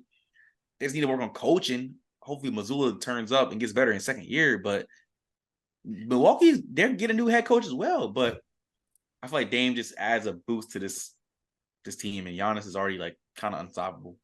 So I'm just gonna keep it real, bro. Yeah, I got the Bucks over the Celtics right now as favorites, but I got them as my second favorite team to win the NBA Finals this upcoming year. I'm gonna piggyback. I got the same exact answer that they had. Just looking at it, to go off of what they said to compare them to the Celtics, really, y'all traded away y'all best chance at compete with this team. I'm gonna be honest. You're gonna put Jaylen Brown on D-Lid, and D-Lid's gonna give him that work. I'm gonna be honest with you. I'm taking Marcus Smart as a defensive player over Jaylen Brown any day. I'm gonna be honest with you, especially at the point. So, I mean, unless y'all got an answer for him, it's gonna look bad. I'm gonna be honest, it's gonna look bad. So that's my answer with that. But like you just said, bro, this trade was very heavily favored towards the Bucks. It made them a significantly better team, a way better contender than number 2. I mean, the Nuggets are still that team. They haven't been dethroned yet, so they're still up there. But yeah, I got them at number 2 too. Not gonna lie, I got them at number 4. I got them. All right. Now I know he got Boston over them. So he already got Boston over him. I got Nuggets, of course. Give me Boston. Why? I've seen Jason Tatum and Jaylen Brown carry this team to a finals. I like what they have still at the guard position. You say they lose Marcus Smart. That's cool. They still have a all-defensive player in Derek White. So I don't think they have issues there. I think they still have matchup problems when it comes to Boston. Because if you put Middleton on Tatum, who are you putting on JB? So like you're gonna have some matchup problems there. I like the addition of Kristaps Porzingis to give him size as well. And I'm not gonna lie, give me Phoenix as well. I like Phoenix. Phoenix has a lot of firepower. I'm not mad at that one. Devin Booker, KD, you got Bradley Beal. I'm still questioning who's running point, who's not. Like I still want to see that, but I like what they did with shipping out Ayton and getting Nurkic. You add size, you add big body in there, as well as you add depth on your bench. I like Nasir Little. A lot of people haven't watched him play because a lot of people don't watch Portland, but he's a very solid young player. Keon Johnson is another very solid young player. A lot of people didn't see him play because he plays in San Antonio. San Antonio hasn't been on TV. Another very solid young player. And I've already mentioned, Grayson Allen is a 40% three-point shooter, and he's scrappy on defense. He's may not be the best defender, but he's going to give you effort, and that's what they need. So right now, I got them at 4. I could move them up higher, but I just have to see it first. If I see it, I may move them up higher. But as of right now, I have them at 4. All right, well, we going to see, man. Hey, the season right around the corner. This is definitely going to be a crazy year, just like we thinking it is. But let us know what y'all think about the Dame trade in the comment section. Let us know what y'all think about the 3-team trade in general as well in the comment section. How y'all think the Bucks going to do in the East? How y'all think the Trailblazers going to do in the West? How y'all think the Suns going to do in the West? Let us know all that in the comment section below. All right, sticking with the NBA, we're going to move on to our next topic. We are now going to give our top 10 power forwards heading into the 2023 season. And y'all know we do this every week. We give our position rankings. This week, we are on the power forward position, the 4. Of course, we're going to go one by one. We're going to give our position rankings starting from number 10 to 1. You already know what's up, man. Y'all know who going first, man. TBE. That's me. I'm going first. All right, number 10, I got Paolo Banchero, Orlando Magic. Now, Paolo definitely was very, very good for Orlando last year. Like, I can't even come up with a word because he wowed me last year as a rookie. Like, I'm not gonna lie. Now, let's be real. There wasn't a lot of rookies that could compete with him last year for the rookie of the year voting. But overall, Banchero had a good year. You know, I talked about this with Franz Wagner in the previous episode. This is a young Magic team. They need to build around these young players, and you need to build around Paolo. Last year, he averaged 20 points per game, 6.9 rebounds, and 3.7 assists. He also had 0.8 steals and 0.5 blocks per game. So, dude, he was definitely phenomenal last year. First 20 points per game score as a rookie besides LeBron James. So, rightfully so, I got him ranked at number 10. At number 9, I got Evan Mobley. Another guy. He caught me by surprise last year. All first team NBA defense last year, which is well deserved. You know, you got Jarrett Allen on that team as well. You got Donnie Mitchell. But this team, they have an elite defense, and it honestly starts with Evan Mobley. All you got to do is get his scoring numbers up a little bit. I mean, last year he averaged only 18 points per game. But regardless, though, if he continues to play great defense and just get the ball in the net a little bit more, Evan Mobley can climb up above the number 9 ranking, in my opinion. At number 8, I got Julius Randle, New York Knicks. Now, last year, Julius Randle, again, he earned a second All-Star career appearance. A lot of Knicks fans, they don't like him. They think they need to push him out. Like, you know, Khalil threw a jab at him earlier. We were just talking about the previous subject. But, hey, Randle last year, he averaged 25 points per game, 10 rebounds. Put my boy mad low. He averaged 4.1 assists per game. Also averaged a third of a block per game. But the thing is with Randle is he got to be consistent, and I need to see more effort on defense. But regardless, though, I can't take away what he did last year. But I can't put him above where I got him ranked at. So at number 8, I feel like that's right for him. I'm not going to lie. Hey, Dino, get mad if you want to. At number 7, I got Pascal Siakam, Toronto Raptors. Pascal, okay, for his position, I will say the last time he was top 5 is when the Raptors went to the NBA Finals. After 2018, Pascal has been below top 5, but he still put up solid numbers, you know, leading his Raptors team. 24 points per game, 7.8 rebounds per game, 5.8 assists. Those are good numbers for a power forward. He can move the rock a little bit. I mean, they missed playoffs, but all in all, Pascal still scored the ball. I mean, they lost Fred VanVleet. Regardless, Pascal, I mean, as a power forward, he's still in the top 10. At number 6, I got Lauri Markkanen, Utah Jazz. Now, a lot of people don't like to talk about Lauri. I think Lauri is underrated, in my opinion. Lauri averaged 25.6 points per game, 8.6 rebounds per game, 1.9 assists. Lauri Markkanen, he got his first All-Star now last year, and that was on 49% shooting, and he shot for 39% from the three-point line. And he shot the ball for the three-point line eight times a game. That was really impressive to watch, and I feel like Utah, they can keep becoming better.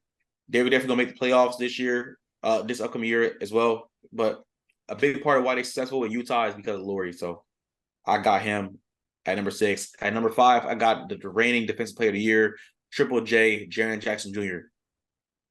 Jaren, really good defensive year last year. I want to see a little bit more on offense, but I mean, you don't really need to do too much more offense. We got a lot of offense, pretty good offensive players around you, and Ja Morant and Desmond Bane and everything. But Triple J on defense, he's looking really good. I mean, he's been all NBA defense for a couple years in a row now. He's only getting better. And the reason why I don't got him above number 5, I know he's good on defense, but these other 4 players are better on offense, and that gives them a little extra jump. That being said, I wanted to put him at number 3, but I just couldn't because of his health, and that's Zion Williamson. Zion Williamson is a beast. He has elevated his scoring in all aspects. He's a force to be reckoned with. If we drive into the paint, he's dominant in the paint. He can dunk like crazy. He's becoming a better shooter as well. You already know he can rebound and block. He's just that guy. But again, main thing Zion needs to do is figure out his health. I want to see Zion in the All-Star game. I want to see him make an All-NBA team. But his health is the reason that's in the way. Last year, he averaged 26 points per game and 7 rebounds. Like, dude, he's missed 135 games since 2021. But to the best of the ability when healthy, this guy is arguably looking like almost a top 10 talent. But until the health gets better, I got to keep him at 4. At number 3, I got Karl Anthony Towns, Minnesota Timberwolves. Now, the Wolves, they got in the playoffs last year. Cat was a pretty big reason why. I mean, Gobert in the front court. Also, Ant Edwards on that team. Cat averaged under 21 points per game last year, 8 rebounds and 4 assists. But he missed 53 games. I mean, he struggled with injuries and he struggled in the Timberwolves offensive scheme as Anthony Edwards became the primary offensive scorer in that offense. But if a lot of people are calling for Cat to get out of Minnesota if he doesn't turn up this year and elevate his game, I can honestly see that happening, especially with Edwards taking the helm. But I feel like him and Gobert don't get along. I feel like Cat is like kind of like meddling his way out of the Minnesota team. But it depends on how they perform. Last year they made the playoffs, but they lost in the first round against Denver. Moving on to number 2, I got Anthony Davis. Again, another player who just needs to stay healthy. When AD is healthy, you can argue AD is a top 5 player in the NBA. You can argue that, literally. He's great on the offense side of the ball. He's good on defense. He just can't stay healthy. And, you know, the other day I ranked LeBron James at number 4. I should have ranked him higher. Again, I didn't want to sound like a fanboy. But at the end of the day, AD's not the number 1 option on that team. I know LeBron getting old, but LeBron was still leading this team with about 29 points per game last year. AD, he did his thing in scoring as well, but again, he wasn't healthy for most of the season. And LeBron needs help, but when your number 2 option, your counterpart can't stay healthy, it's kind of tough for him to be the best at his position. I just don't got it. But AD, he just needs to stay healthy. That's the only thing that's hurting AD. I feel bad for not putting him at number 1, but this number 1 guy, we were just talking about him in the previous segment. It's Giannis Antetokounmpo. He's clearly the best at this position. Again, Giannis, all you got to do is take 5 steps, and he's already at the rim. He Euro steps, dribble, Euro step, he dunking on you. And I'm not going to lie, we seen flashes of him shooting as well last year. If he can get his shooting better, I mean, let's be real, he might be, you can argue he probably turned into the best player in the world. Arguably. But we already know what Giannis does. All Giannis needs to do at this point in his career, he's already made multiple All-Star games, multiple NBA first teams and everything, defensive teams. I want to see him keep winning and getting more rings. But, I mean, now that's a possibility. You just add a Dame. But all in all, those are my top 10 power forwards going into 2023. Question real quick. What's up? Just run through them real quick, because I just want to make sure I ain't missing none. Just run through them real quick. All right, number 1, Giannis. 2, AD. 3, Karl-Anthony Towns. 4, Zion. 5, Triple J. 6, Lauri Markkanen. 7, Pascal. 8, Julius Randle. 9, Evan Mobley. 10, Paolo Banchero. So it's 2 names I did not hear. I'm going to start with. Don't say Draymond. Draymond. I didn't hear Draymond. No. I'm not putting Draymond. I was about to say the same thing. No. Okay. This guy hates Draymond, bro. Okay. I forgot I'm talking to Day One. He hates Draymond. He want to fight Draymond tell the Draymond to meet him in the back the whole 9. Pause. Hey! Pause. Y'all niggas, man. Anyway. That's mad crazy. Where's Domantas Sabonis at? Yeah, you wilded out with that. Where is Domantas Sabonis? Listen. Bro. Man, go ahead, Lil. Go ahead. No. Then Show me what's up then. Y'all want me to go? Mm-hmm. All right, I'll go. Sadly. Let me give y'all the best list. They're out there. You're the best list. At number 10, I got Julius Randle.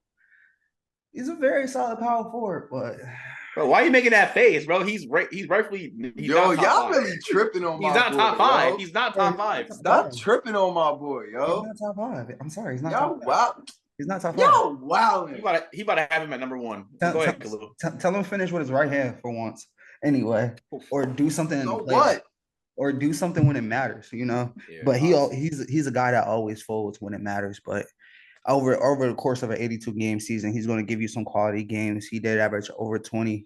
He's a very solid player, but he just cannot get it done when he needs to. He always just fails to show up when the lights get the brightest sometimes. So for that, got him at number 10.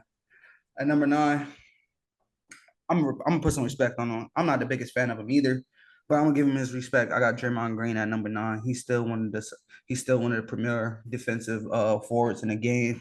He brings the intensity. He's the heart and soul of that Golden State Warriors. I'm not gonna lie, that Golden State Warriors team goes as far as Draymond takes them. You know, good, bad, indifference. He brings the energy to that team. And for that and everything that he brings, you know, offensively as well as a playmaker, I got him rightfully so at number 9. Number 8, I got Triple J. the reigning defensive player of the year. He's what, 3-time now, 2-time defensive player of the year for a reason. What he brings on the defensive end of the basketball. Yeah, he does get in foul trouble a lot. He needs to minimize, being so aggressive. Like the aggression is good, but scale it back sometimes because sometimes it hurts the team, especially late in a ball game when Triple J's in foul trouble and you don't have your paint protector because he got 5 fouls and it's 10 minutes left in the fourth quarter. But and as far as offensively he's solid. I would like to see more. I would like him to be more of a second option to Ja.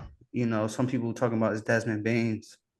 But anyway, I would love him to be a more reliable second option when it comes to the offensive side of the ball. But defensively, he's like that. At number 7, I got Pascal Siakam. He's been doing it for a while. He carries that Raptors team. It was him and Van Fleet. Now it's just him. He's the last man standing, pretty much from that championship team. When you look at Kawhi's gone, Kyle Lowry's gone, Van Fleet's gone now. It's really just Siakam holding the fort down. He puts up very good numbers on a bad basketball team. I don't think he gets enough love. Just because nobody's really going to the TV to watch the Raptors. But I think with him and Scotty Barnes, and they got the bull Grady Dick, like they could be solid. I don't think they'd be war beaters, but they'd be okay. Number 6, I got Larry Markkinen. He's very very skilled. As a lot of those overseas players are, they're very very skilled. He can score the basketball in a plethora of ways. His size is an issue for a lot of people not guarding him because sometimes they even like to put him at the 3. And he gives people problems there, but he's really a 4.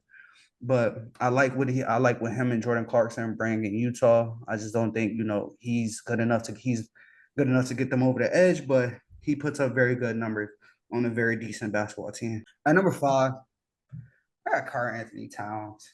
He is from Jersey, but he's probably one of the only players from Jersey I just do not like him. Like, he is corny. Bro, everybody say that. Corny, bro. They say he's not even a real Jersey dude for real. He give me Russell Wilson vibes in a whole nother way, bro. He's just corny. He lacks toughness. He lacks aggression. There's a reason why they went out there and got Rudy Gobert. My boy said he changed the game. Get out of here. Get out of here. He tries to be the best shooting big man ever. That's not his lane. He needs to stop shooting so much, but he continues to jack him up. And I think he's part of the problem in the Minnesota of why they can't get to where they're going, because they kind of got an identity crisis of like, is Ant the guy? Is Karl-Anthony Towns the guy? But I think they may need to just move off him and get a ball to Ant. But I got him at number 5. Trade him. He is very skilled. He just does not play with that aggression. He gets pushed around by bigger and better bigs. That's why they moved him to the 4. But I got him at number 5. Number 4, and this guy could be higher, but like they want to mention, he just don't play enough, and that's Zion Williamson. When he plays, bro, he is electric box office. He does it all. He the way he scored, he averages like 25 points on like 70% shooting. Like it's insane. He's efficient on the way he scores the basketball. Like, you could just tell the difference of him being on the court and when he's not on the court. He's just a game changer, a baller, like whatever you want to name. His only issue is he needs to stay healthy, because I'm not gonna lie, if he was healthy, I could move him up higher. I'm not gonna lie, but until he get right, until he get his body right, until he gets his weight down, gotta have him at number 4. At number 3, I got Domantas Sabonis. A big that averages 19, 12, and 7. He is what makes that Sacramento team go. Some people like to say it's De'Aaron Fox, but it's really him. He makes it easier for Fox to get his buckets and stuff like that, just because this is a guy we've seen damn near average a triple-double over like a game, like 10 games straight. Like he's just one of them all-around skilled big men. And that's the thing with these European players. They're just very, very skilled. When you look at the Lukas and the Jokic's and the, market, they're all just skilled in their own way. And Sabonis is just another one of those guys that's very skilled. His dad was in the NBA, so I think that helps him a lot. But I got him as the driving force of the Sacramento Kings, and I got him number 3 on this list. At number 2, I got Anthony Davis. And I say that just because like he's number 2, but he's not definitive number 2. Like the talent is there, everything is there, but he lacks consistency, bro. You never know what you're gonna get out of this guy. One day he's gonna give you 40, the next day he's gonna give you 10. Like you just never know with him. Like he's supposed his Pinky gonna hurt too. Yeah, and then he gets hurt, bro. Like he gets hurt over the dumbest things. Like I don't know, he just jumping, everything in his body just tear apart. So, but given the talent that he has and everything he can do on the basketball court, you have to put him at number 2. But he lacks consistency, and that's the reason why he can't be number 1. And my number 1 is Giannis, arguably the best player in the world. He's the complete opposite of Anthony Davis. You know what you're going to get from Giannis every single night. He's going to play 110% every night.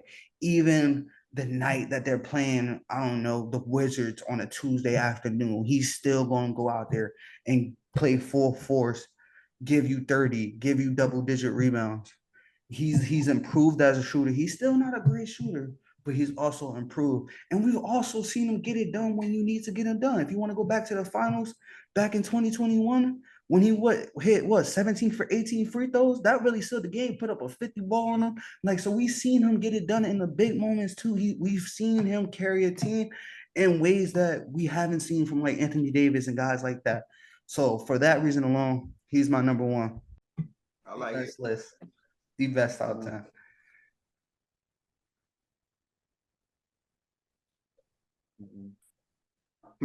What you don't like about it, Dave? Speak your Word piece. up. They don't even got nothing to say. Left him speechless. Left him speechless. I'm weak. I'm gonna go ahead. I ain't even finna let him rant about Draymond. But y'all touched on a lot of points with these guys, so I'm gonna just give y'all my top 10, and y'all let me know what y'all think. So at number 10, I got Draymond Green. Like Lil said, you gotta put respect on the man's name himself. He is a driving force, especially defensively. He's a driving force for his team.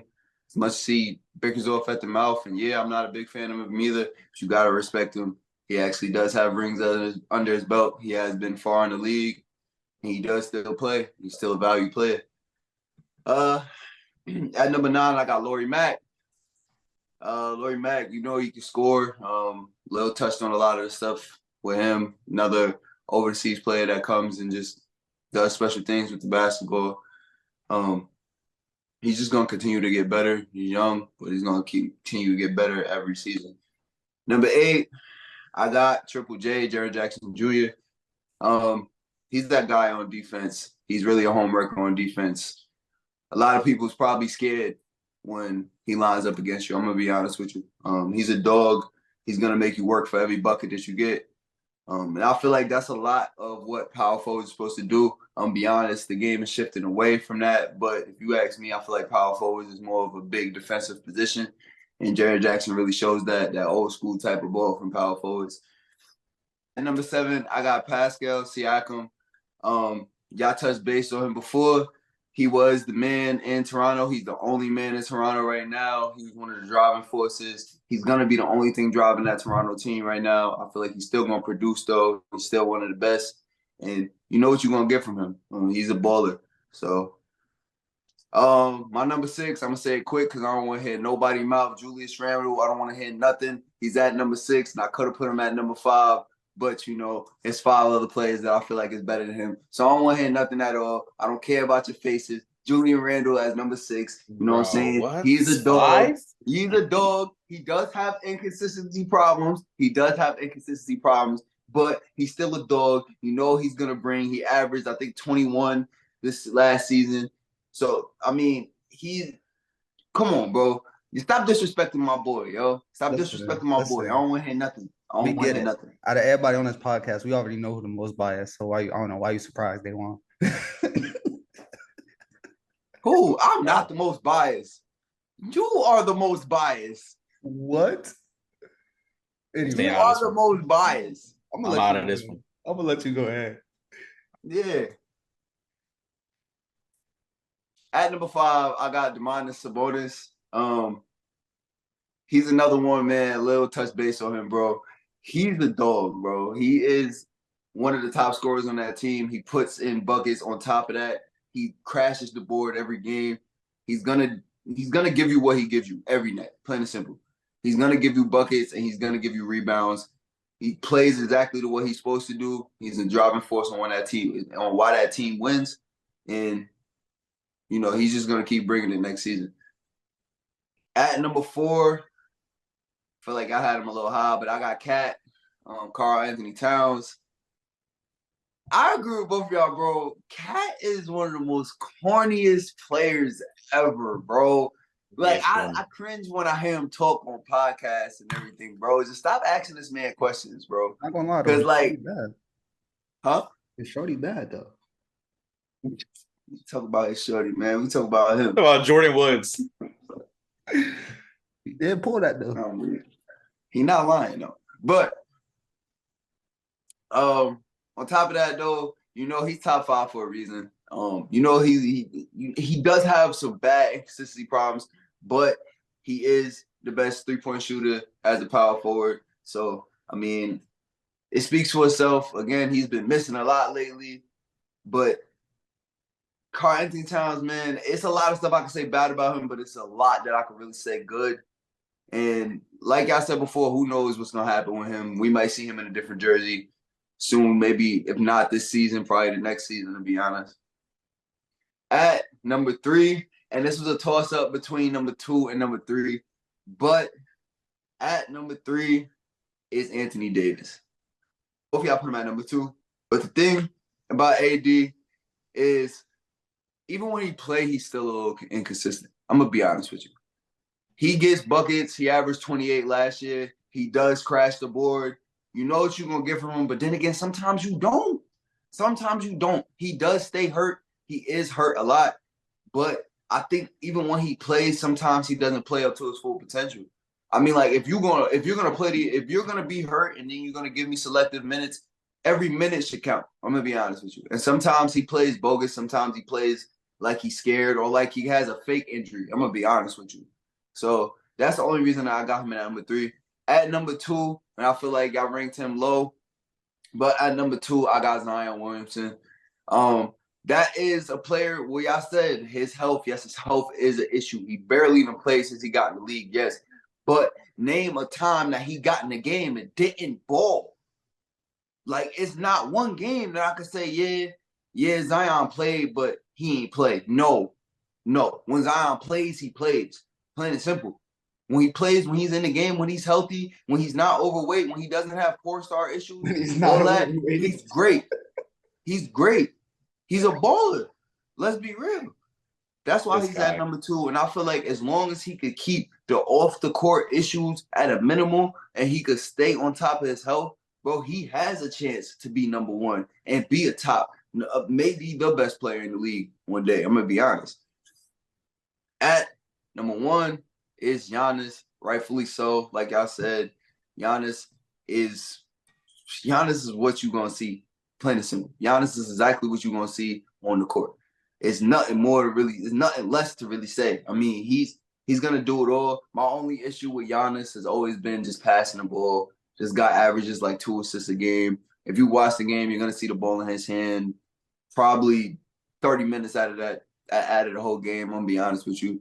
He doesn't really pass too much, but he does what he got to do when it's in his hand. He scores. He's going to dunk. He's going to get you rebounds. I bet him for the under 1,000,000 times, and he always disappoints me. I'm gonna be honest with you, bro. I done bet him under 35 like 4 times, and he puts up like 48. Like that shit, it pisses me off so much, bro. I'll be honest, but gotta give respect to the guy, bro. And then he brings in another player that is top in his position in D-Lid. That's only going to open up the opportunities more for him. He's not going to have to be a ball hog as much as he is. He can actually get some buckets off a pass. I can't wait to see it. But Giannis is really that guy, and he's going to continuously be that guy. All right, ladies and gentlemen, those are our top 10 power forwards going to the 2023 season. Let us know who had the best list. Let us know who had the worst list. Let us know who you guys' top 10 power forwards are going into the 2023 season. All right, ladies and gentlemen, moving into our last topic of the night, our fifth topic, we're going to talk about some boxing. Yes, some boxing. We haven't talked about boxing in a little bit on this podcast. But we got a big fight this Saturday, man. Canelo Alvarez will be going against Jermell Charlo. All the marbles, man. We are excited to see this fight. We're excited to see Canelo back in action. He got a contender facing him. Hey, what y'all think about this fight? We're going to come out on top. All right, man. For this fight, I'm not even going to say it was tricky. I got Canelo coming out on top. I got Canelo via TKO. You know, I'm a big fan of Canelo Alvarez. I'm a big fan of Canelo. I mean, Jermell, he's a really good fighter. A lot of people say his wins don't really matter. What he did don't matter. But I disagree with that. Jermell, he definitely rightfully earned this fight. I think he can give Canelo a run for his money, but it depends on how Canelo fighting that night. It really just depends on how Canelo is that night. I don't know if Canelo will be off or not, but if Canelo's off, Jermell can definitely capitalize. But regardless of the fact, I just see Canelo coming out on top. Canelo is just a great fighter. He's fought in some really good people. Like, he's earned where he's at right now. He took a couple L's, but you know that comes with this sport sometimes. But I just think Jermell, I'm not gonna say he's light work for Canelo. I'm not gonna say that at all because that's not the case. I just think this is a fight that Canelo's definitely like, all right, you know what? I'm gonna get him up out of here. I'm gonna get him up out of here seriously. But don't disregard what Jermell has done in his boxing career. But all in all, I'm really favoring Canelo Alvarez in this fight. So I see Canelo going home with all them belts. Yeah, man. So when I look at it, Jermell Charlo is good at what he do at his weight class. You know, Exactly. he possesses knockout power at his weight class. 30 he got 35 win, 19 knockouts. A lot of his fights recently have been due to knockout, besides the one split decision. But a lot of his last ones have been on knockout. But I preface that by saying he's doing that all at 154 pounds. This fight is going to be at 168, Canelo's weight class, and Canelo at 168 is a problem for anybody. The only time we've seen Canelo lose, one, to Floyd Mayweather, the greatest boxer of all time, and then two, when he moved up to light heavyweight to fight Bivol. But other than that, at 168, Canelo is the champ, and I don't see Canelo losing this one. And like I said, Jermell Charlo do have power, but that power also is at 154. This is 14 pounds heavier. This is a bigger weight class, bigger. Canelo's a lot bigger. And Canelo has power too, but Canelo is very sharp as a boxer. I think Canelo will be ready for this. And I got Canelo coming out with a double. I got to go into the decision. I just got Canelo outboxing. Decision. Charlo. I got him outboxing. Charlo. Okay. I'm gonna agree with Khalil fully on this. I'm also gonna take Canelo. I mean, just through the years, man, Canelo is he's always been one of the top boxers in boxing in general. I mean, one of his only losses is to one of the best ever to freaking throw on some gloves.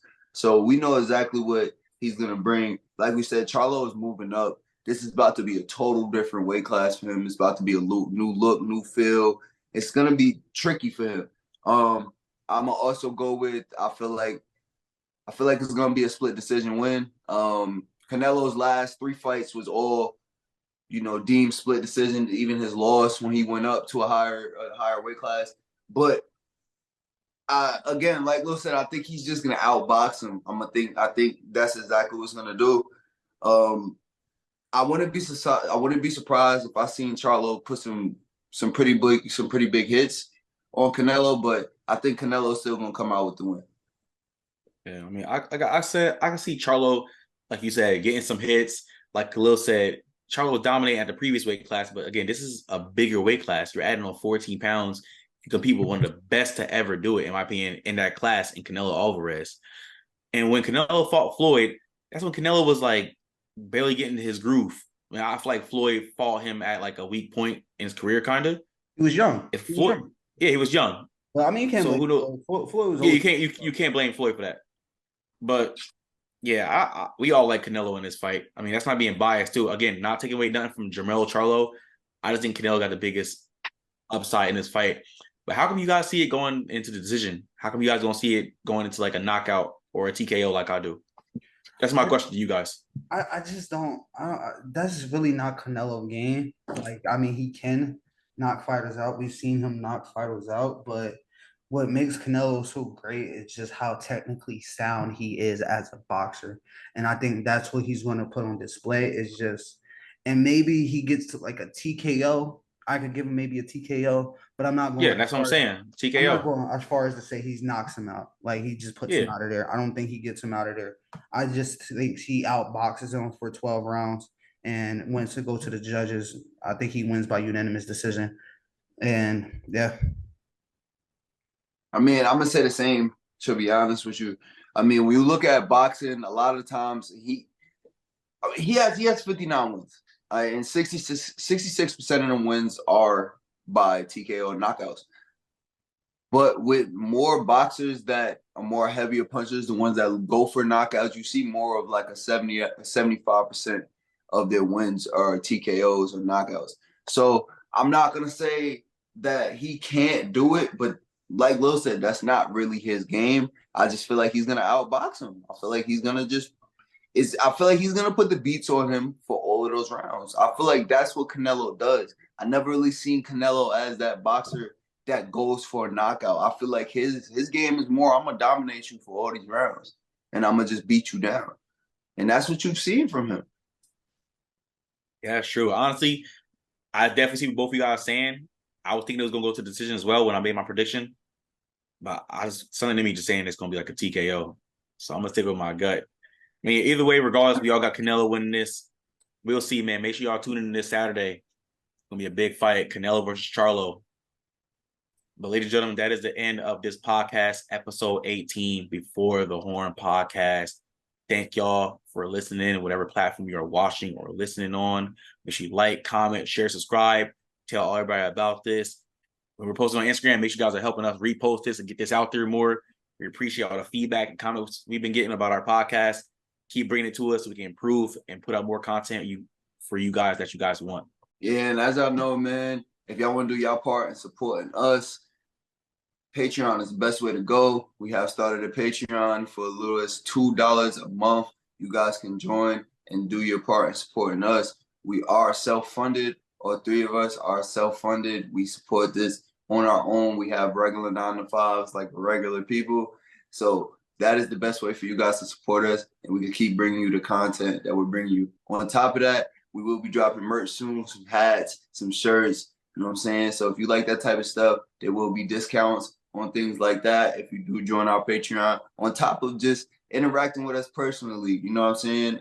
Patreon is the best way to interact with us personally. If you want to talk to us personally, argue with us personally, give us your takes personally, Patreon is the best way to go. Our social medias is a good way to do that too, but Patreon is the best way to go.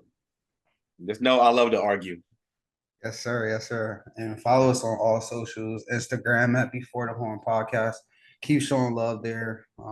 Like a couple podcasts ago, we hit over 100. So let's keep growing. Next step is 125. That's our next milestone that we're trying to hit.